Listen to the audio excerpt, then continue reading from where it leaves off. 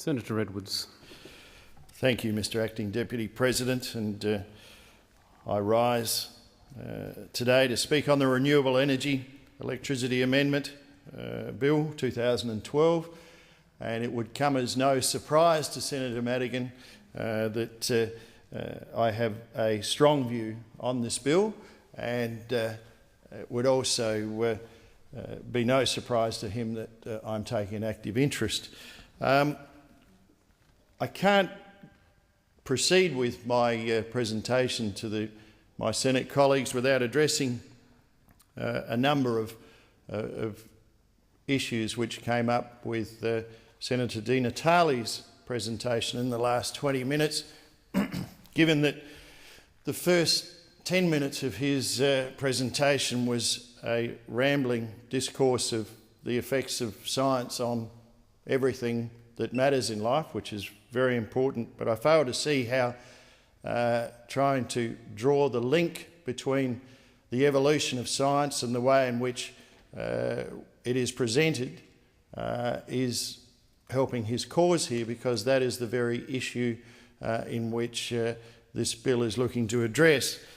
And I say from the onset that the Coalition proposed amendment, which I hope that we can get support in this chamber, throws the onus back onto that issue of science and basically, in an upshot, would rely on a report to be commissioned by the National Health and Medical Research Council onto the science effects of these proliferation of wind farms.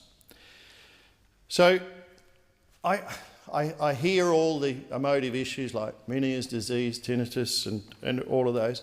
I'm not going to speak too much about it, but to address how it was put to me very simply in some inquiries that I made with a prominent sound engineer who has done work on these wind farms and done work for most of the government agencies around the country over the years on issues of sound and its effects on the community. He put it to me, and I think we've got to be very careful, and this will be one of the themes you'll hear from me this morning, is keep this argument simple, because it does get clouded with complexity, and I'll make my point on that a little bit later. But he said to me, he said, Senator Edwards, this issue of infrasound is something which doesn't affect everybody. He said, let me put it to you this way. If you and I put to sea on a moderate day and you get seasick and I don't, why is that? And I pondered the question, and he said, well, that is the same as infrasound. So the cynical people who don't experience the effects of infrasound sit in judgment of those who do experience it. So let's be very careful when we're talking about the science, because science is something that you can hide behind, but it's also something that doesn't affect everybody. And I think that with our amendment, and it's a credible amendment, it's not something that should be balked at by anybody here in this chamber, where we get competent agency, and none more competent than the National Health and Medical Research Council, to undertake, with strict terms of reference, an inquiry into this issue. We will hopefully address the facts rather than do this political, involve yourself in this political discourse which pits science agency one to the other, depending on who's paying. The old story, you can get it, a very, very credible independent experts report as long as you're paying. So let me move on. This area of renewable energy, and everybody knows who's been listening to my comments and contribution, has not been on wind farms, has not been around the issue of health, although I believe it's something that should be addressed and will be if our amendment is adopted. My issue is to the complexity of the argument of wind farms. Has 99% of the Australian public completely disengaged completely disengaged because they switch off. And it's because of the issue at the very heart of wind farms is the 20% renewable energy target. Now, we're committed to renewable energy at the Coalition, but it has to be equitable and it has to be spread around this country, and there has to be a network in which can fully take up the benefits of renewable energy. Last year I sat on the Select Committee inquiry into electricity prices, and I can assure you it is a very complex area across this country in which the average Australian cannot get their head around. And I'll tell you for why. The cost of electricity generation, if you can compare it technology to technology, if you compare the costs, they use a mechanism called the levelised costs. And if I can and I warn anybody who's listening that they'll have to pay attention here, because the basis of renewable energies and what the premise of how it's structured is based on this. And I'll get into acronyms a bit later too. The levelised cost of energy, the LCOE, is the most transparent metric used to measure electric power generating costs and is widely used as a tool to compare the generation costs from differing sources. The levelised cost of energy, the LCOE, is a measure of marginal cost, that's the cost of producing one extra unit, of electricity over an extended period, and is sometimes referred to as long-run marginal cost, or LRMC. The LCOE is representative of the electricity price that would equalise cash flows, that is the inflows and outflows, over the economic life of an energy generating asset. It is the average electricity price needed for a net present value, or an NPF, of 0 when performing a discounted cash flow, a DCF, analysis. With the average electricity price equal to the LCOE, an investor would break even and so receive a return equal to the discount rate on the investment. The LCOE is determined by the point where the present value of the sum discounted revenues is equivalent to the discounted value of the sum of costs. The levelised cost of electricity analysis uses a set of core and economic parameters and assumptions to enable a relatively consistent comparison of electricity generation technologies. These assumptions have had a significant impact on the LCOE calculation, with assumptions about interest rates, policies such as carbon taxes, etc., and which all remain important in any calculation that is based on the economic life of the asset. So who couldn't be absolutely compelled by that argument? And you wonder why people just pay their electricity prices and don't get involved in this discussion about renewable energy. Now, the people that do get involved in this discussion are the people that are affected, and that's the people that are affected both visually and with their health, which you cannot ignore. And Senator Di Natale quite rightly said that those people should be heard, excuse the pun, because any pain should be addressed. And as I said, and as I've made the comment earlier, the pain is not experienced by everybody, but can't be ignored by anybody. So the people of Australia are unwittingly paying both high social and economic costs to produce wind energy. And this bill is important for ensuring a sustainable balance can be struck between those interests of both local communities and wind farm developments, while still meeting Australia's 2020 commitment to renewable energy targets. And in my home state of South Australia, we have had significant first-hand experience with wind farms.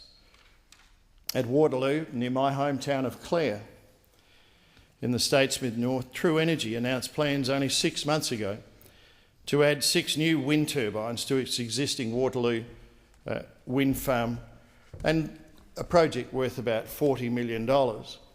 So it is an issue for me, and it is very close to home.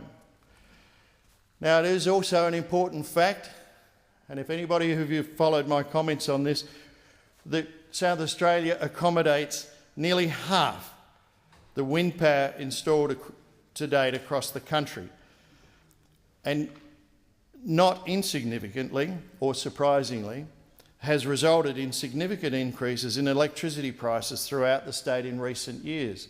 Now, South Australia has the highest rate of electricity in this country, and it nearly parallels those of the world's highest power costs. I'll take your interjections at any time from the Greens if there is some credible thing that you'd like to say about this, but the economics of it are that Australians, with their rising cost of living, are struggling to pay their power bills. And you can ignore it as much as you like, and you can surround it with as much science as you'd like to project. Senator Edwards, just resume your seat. I remind senators on the right that all senators have the right to be heard in silence. Senator Edwards.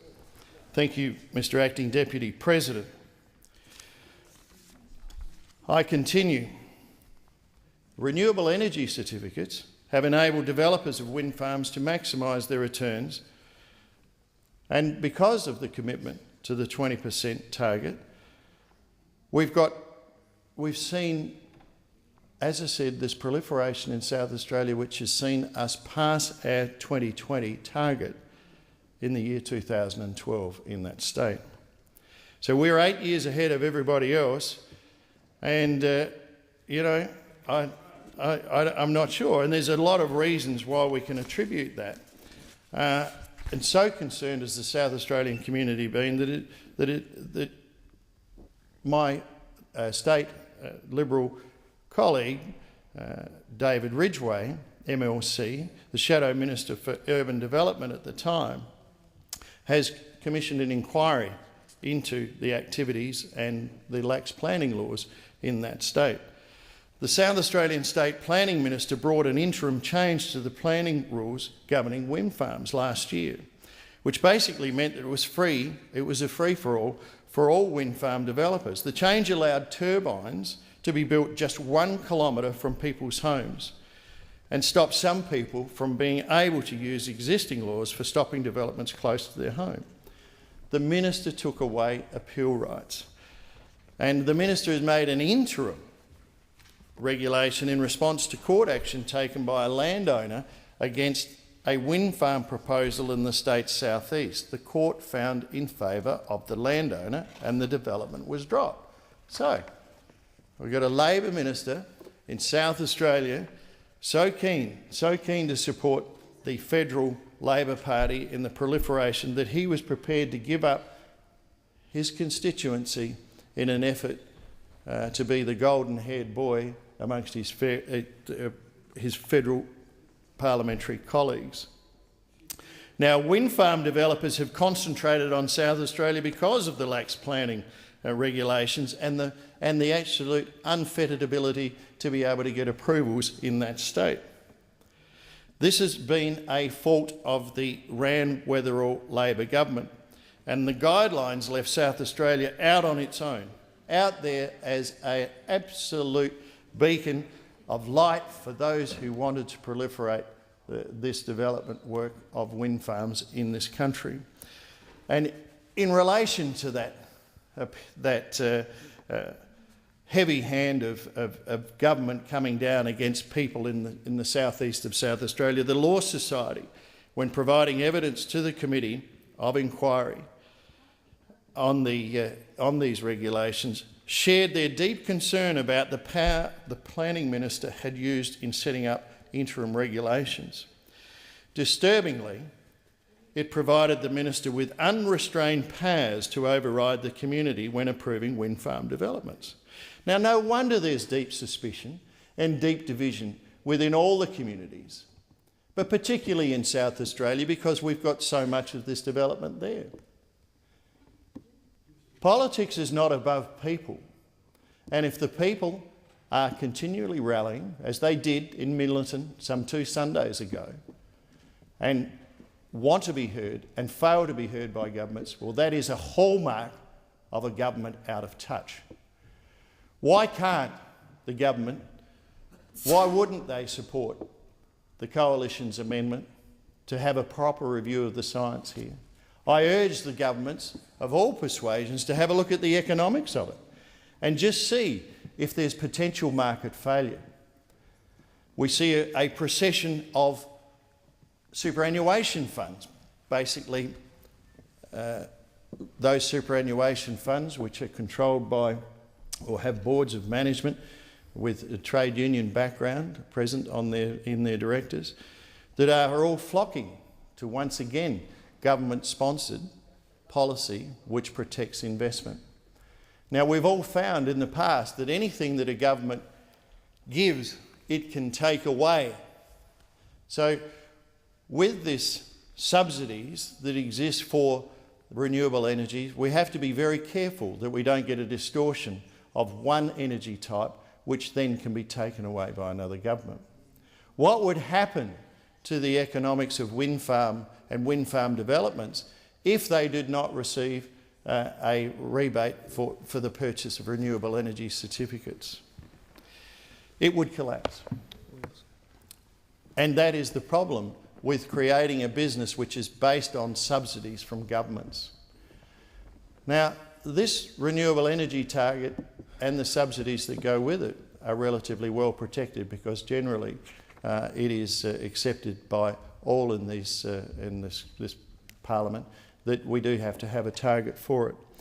But unfortunately, what happens when governments of the ilk that we have in this country run out of money because of rising debt and the mismanagement of the budget?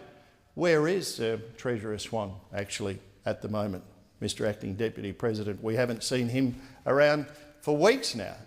He's probably lost out in the western suburbs of Sydney, I suspect, trying to find his fearless leader.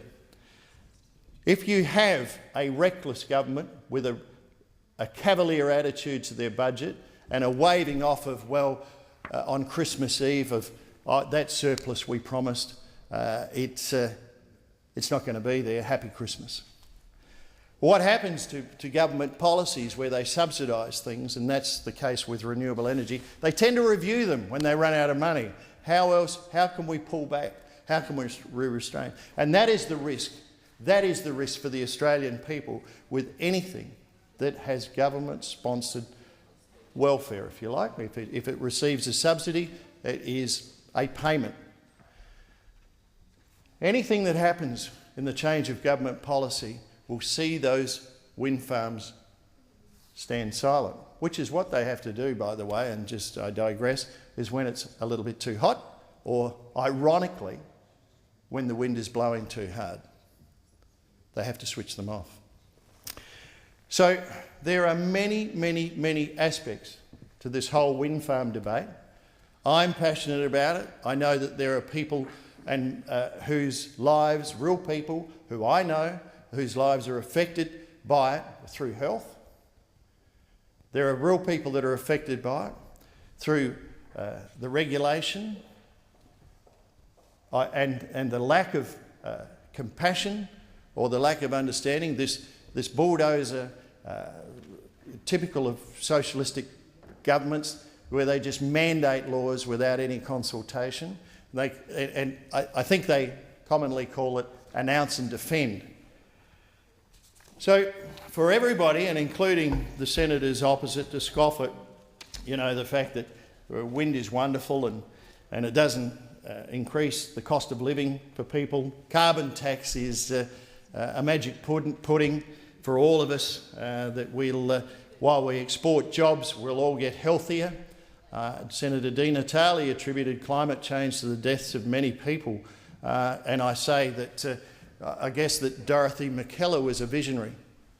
She must have been a visionary because she spoke all that long time ago of the effects on this land of droughts and flooding rains. Long before the coal-fired power stations that you talk of, the evil of this country, came into effect. I urge you to support the amendment. Thank you.